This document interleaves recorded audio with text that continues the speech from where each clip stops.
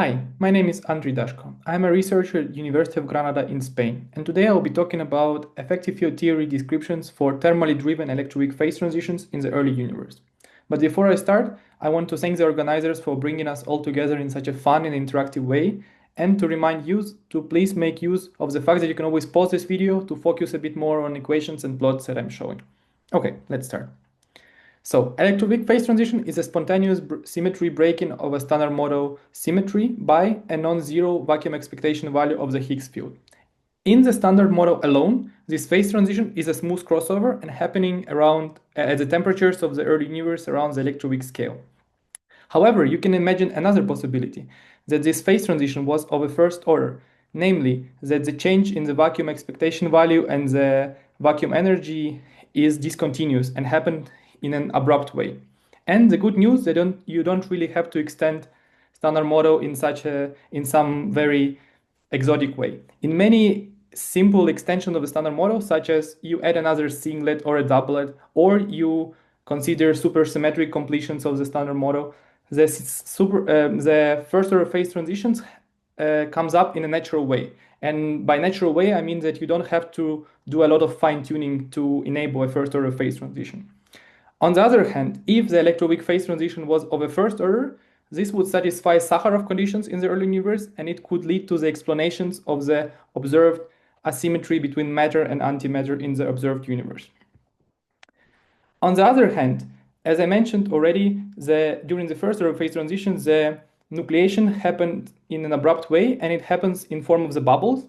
And when these bubbles expand and collide between each other, the vacuum energy stored in the unbroken phase is transformed and released in the form of gravitational waves. And these gravitational waves could also be detected by, for example, future laser interferometers in space. And the good news that if the electroweak phase transition was happening around the electroweak scale, which is natural, right, and it's strong enough, then the peak of the predicted signal, of the gravitational wave predicted signal, lies around the sensitivity for future experiments. On the other hand, we have a problem that usual theoretical description of phase transitions come up with a lot of uncertainty. And here is a very brief sketch. So on the top, you can see the curve corresponding to the laser sensitivity, while on the bottom, you can see a theoretical predictions of a gravitational wave signal coming from a specific model for a specific point. And the band between, colored in red, is simply a theoretical uncertainty due to change in the renormalization scale, which we know is unphysical, of course. But as you can see, the prediction can vary several orders of magnitude. So we have to do something better than just the naive calculations. So let me describe the general pipeline of our calculations. We want to start with some physical inputs, namely masses of the particles, some of the couplings between them, some of the symmetries which govern the system, and we want to predict the gravitational wave signal from the first order phase transition happening in the early universe. However, these simple steps comes with several sub-steps. Namely, first you have to construct your Lagrangian. You have to relate your physical inputs to Lagrange parameters. Then you have to calculate your macroscopic thermodynamical observables. You have to predict, for example, the nucleation temperature, the phase transition strength, the velocity of the expansion of the bubbles during the first order phase transition. And then given these macroscopic thermodynamical parameters, you have to calculate the gravitational wave signal generated by this phase transition. And this usually includes a lot of simulations, a lot of consideration about the turbulences within the plasma of the bubbles, and so forth and so on. So in this talk, I will focus on the middle step, namely how to calculate macroscopic thermodynamical parameters given your Lagrangian. So in the simplest calculation you can make, you don't consider any separation of scales at play. Namely, for thermally driven phase transition, you don't take into account the separation between thermal scales. And this would lead you to two main problems. First, if you do your correlation in a perturbative manner, you would see that some of the diagrams with more and more loops are of the same order. So you would need to do some ad hoc resummations. Those are so-called daisy resummations, for instance. On the other hand, you can end up in predicted observables suffering from a huge theoretical uncertainties. As I just showed you, one example was the uncancelled renormalization scale dependence, and the other example is uncancelled unphysical gauge dependency of your results. On the other hand, there is another way, is to first exploit the separation of your scales. And for the thermally driven phase transition, the main separation of scale is between the scale of a thermal fluctuations, which are around temperature or pi multiplied by temperature, and the mass of your nucleating field. So for instance, if your nucleating field mass of your Higgs, is much lower than your temperature, you can construct an EFT which would take into account the separation of scale. And then within this EFT, you can calculate your observables. And here you have actually two ways. One is doing another perturbative expansion, so calculate your observables in a perturbative manner to calculate the effective potential, effective action, or you can do simulations on a lattice. And the nice things, and the nice thing about simulations on a lattice is that you can actually resolve the kind of a phase transition, because only for the first order phase transition the perturbative expansion actually works. But within, if for example, as in the standard model, your phase transition is a smooth crossover, only the lattice simulation would be able to resolve it. But both of these methods relies on the first step, namely systematically taking into account the separation of scales at play. So let's describe what are the thermal scales at play. Usually when you calculate your things in thermal field theory, in imaginary time formalism, your fields decompose in a, in a tower of 3D Matsubara modes, each of them with an effective mass, namely for bosons that would be proportional to 2 pi nt, where n is an integer, and for fermions it's 2 pi n plus 1/2 t. And if you just plot these modes together, you see that n equals 0 bosonic mode is special. Namely, all of the other modes get an effective mass which is proportional to t. And if you consider your t to be the highest scale in the problem, you would see the separation between n equals 0 bosonic modes and the other modes. And you can construct an EFT, namely you can construct an effective field theory for n equals 0 bosonic mode, where you integrate out all the rest of the modes. So the construction of this EFT, which is by the way called dimensional reduction, simply due to the fact that this n equals 0 bosonic modes effectively lives in 3 dimensions, looks as follows. So on top of the hard scale where the thermal fluctuations or non-zero Matsubara live, usually there are some other scales at play. For instance, there is a soft scale. It's a scale of a temporal vectors which gains additional effective mass, namely the dBi mass in thermal plasma. And there is a so-called ultrasoft scale, below ultrasoft magnetic scale, below which your gauge sector becomes strongly coupled and you cannot do any perturbative calculations. So imagine if your nucleation happens at some scale, for example, between soft and an ultrasoft. The idea is to systematically integrate out all the modes which live above this nucleation scale. So for instance, again, if it lives between soft and ultrasoft scale, you would first integrate out hard modes, thermal fluctuations, then you would integrate soft modes, so your temporal vectors. Also, I have to warn you that in case you have some additional scalars, additional particles at play, they could live at different scales, and you might end up in a situation that you need to integrate out, for example, your second doublet at the same time that you are doing the dimensional reduction. So let me give you a simple example of a dimensional reduction. Imagine you have a 4-dimensional theory with one scalar and one fermion, with a Lagrangian given like this, and you want to perform a dimensional reduction. Namely, you want to match this Lagrangian to the effective Lagrangian of a zero mode of another scalar field, right, living in 3 dimensions. Again, if you remember, the fermions are special. They never have zero mode. So in dimensional reductions, fermions are fully integrated out. And your effective potential, right, would have similar symmetries as your initial Lagrangian, but on top it could have effective operators, namely operators of a higher dimensions, because this is just an EFT. And formally, those effective operators would be suppressed by powers of m over t, where your m is your mass of your scalar. But when m over t becomes order of 1, those operators can become relevant. And indeed, those are the case where you have the strongest first order phase transitions. But in order to perform matching, you would match endpoint green functions from basically calculating them in 4 dimensions and in 3 dimensions. And you would, in 4 dimensions, you would expand them for the high t. So you would say that your t, right, by construction lives at the highest scale. And schematically, for example, the matching for the 3-dimensional mass would look like this. So the leading order thermal fluctuation would just add you another term to your effective mass.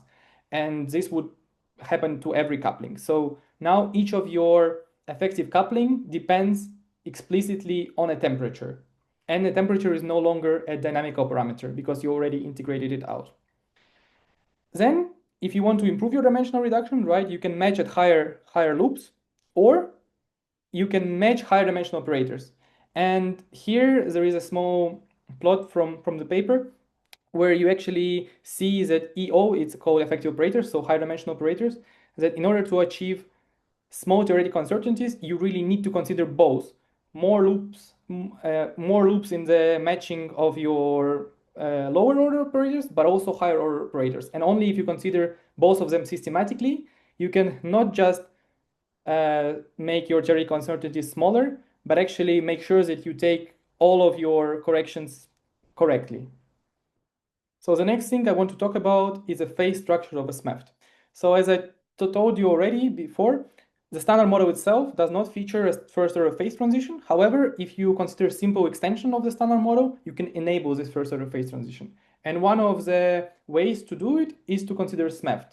SMEFT is a standard model effective field theory, namely where you parameterize your new physics, or in EFT language, where you integrate out your BSM physics living on an even higher scale to end up in an effective Lagrangian, where you have a standard model as the lowest order part of your SMEFT, and then you have higher dimensional operators, which include your new physics.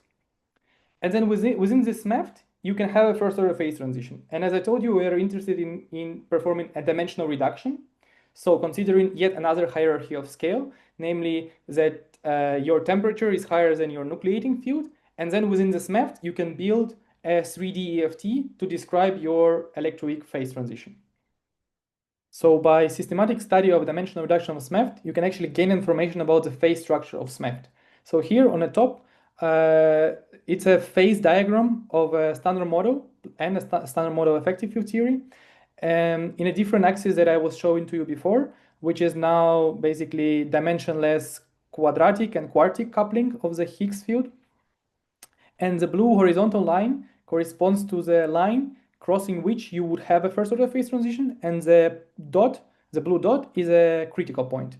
And as you can see, the vertical standard model line does not cross the blue line, meaning that there is no first order phase transition, and the phase transition is a smooth crossover. While for specific values of the SMEFT couplings, which are still allowed by experimental constraints, you can achieve that your SMEFT temperature evolution would cross the blue line, namely the SMEFT would feature a first order phase transition. The second interesting thing is that within SMEFT, even if you put the sextic Higgs operator to 0, you can still have a strong first order phase transition. Namely, as it's evident from the bottom plot, where the x's are 2-dimension 6 operator SMEFT couplings, where all of the rest are put to 0, so only these two are non-zero. One is one between the top quark and the Higgs of dimension 6, and the other one is just the Higgs interactions with some derivatives. And you can see that just having these two operators in SMEFT, you can end up in a situation with a strong first order phase transition. And by strong, I mean the value of xc. Xc is basically the value of x from the top diagram, where the yellow line where your thermal evolution crosses your phase differential line. So the smaller xc corresponds to a stronger first transition. And you can play the same game with other couplings, with other SMEFT couplings, namely that there is a vast possibility of still experimentally allowed values of SMEFT coefficients, SMEFT dimension 6 operators coefficients, which allow you to accommodate a first order phase transition. Another thing to consider within SMEFT, as I already mentioned, is the RG running within the effective field theory itself. So here I quickly present you a study of the inclusion of the higher dimensional operators on the RG running within the EFT theory. So on the left, you can see the scalar potential plotted, with three different setups. The blue one, where we don't use any running whatsoever. Then the yellow line is where we include the running from the hard matching scale down to the nucleation scale, only triggered by the lower dimensional operators, namely the ones which already exist in 4 dimensions, so quartic and quadratic operators of the scalar field. And then the red line is when we include the running triggered by higher dimensional operators, which are basically which are generated by dimensional reduction. So namely the sextic Higgs operators, the octic Higgs operators, all of the operators up to dimension 4 within the 3D EFT.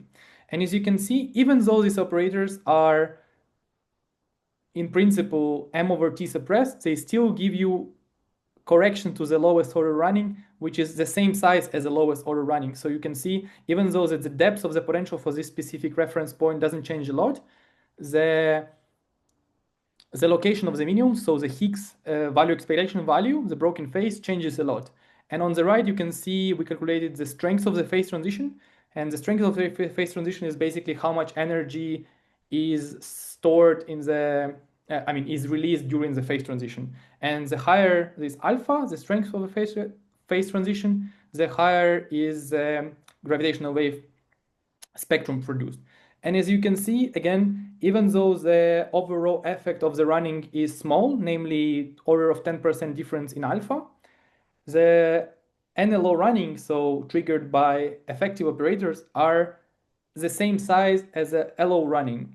Namely, again, highlighting the point that the higher dimensional operators are important to include at all steps of your calculations within the EFT. And moreover, this EFT, these RGs within EFTs are essential for the lattice studies. And for example, if we would ever want to calculate the phase diagram of a SMEFT on a lattice, including dimensional 6 operators, you need to consider how they scale with the RG scale, right? Because when you do the lattice simulations, you need to consider the finite box and then you take the limit. And at this point, you would need to include how the effective couplings, including higher dimensional operators, scale with your scale. So my take-home messages are as follows. First, that the possibility of a first-order phase transition in the early universe are both very exciting phenomenologically from a model building point of view, but also it's exciting that we might have an imprint of those phase transitions in the early universe in a form of gravitational waves, which could be probed by near future gravitational wave experiments. And even though first-order phase transitions give hope for perturbative treatment, they usually come with a lot of theoretical uncertainties in, for example, the form of renormalization scale dependence or uncancelled unphysical gauge dependence. And they both come from the fact that there are some hierarchies between scales at play in your problem. And for the thermally driven phase transitions, those are thermal scales, namely the hard scale of your thermal fluctuation and then the soft scale of your longitudinal vectors and then your nucleation scale where your actual nucleation is happening. And these hierarchies require a modification of the usual perturbation theory. And the elegant way out of this problem is to use EFT techniques, namely use the fact that there are hierarchies to systematically integrate out one by one the higher scales and to build an EFT for the nucleation itself. But most importantly, you need to remember that this is just an EFT, and there could be, and actually there are, higher dimensional operators in this EFT, which would be most numerically important for the strongest first transitions which we are actually interested in. And hence, you really need to systematically study both higher loop matching of the EFTs and matching of the higher dimensional operators. And moreover, these EFT techniques allow you also to perform lattice simulations of these phase transitions. Because even if your phase transition is not of a first order, but of a second order or a smooth crossover, you can still use the first step, namely dimensional reduction, to then construct an EFT and then use machinery of lattice simulations to build basically your phase diagram. Yes. And my general message here is that our phase transition calculations have a lot of things to do. And for all of us, from every parts of physics, and the EFT techniques are actually super important here because they allow you to systematically lower down your uncertainties in your calculations.